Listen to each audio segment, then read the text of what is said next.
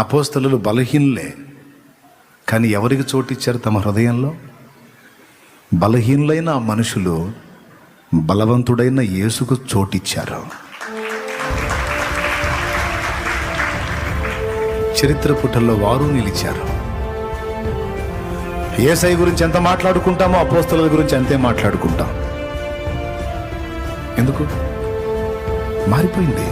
విలువలు మార్చి పడేశాడు.